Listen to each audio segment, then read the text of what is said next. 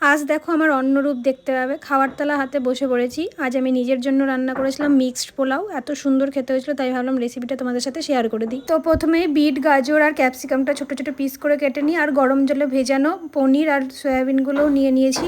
এবার তোমার জিরে গুঁড়ো, ধনা গুঁড়ো, কালার লঙ্কা গুঁড়ো আর নর্মাল লঙ্কা গুঁড়ো এবং হলুদ দিয়ে গরম জল দিয়ে একটা সুন্দর পেস্ট তৈরি করে নিলাম। তো তোমরা দেখতে থাকো আমি কি করছি স্টেপ ওয়াইজ, আর আমি একটু গল্প করি। রান্না করতে কার কার ভালো লাগে বলো তো?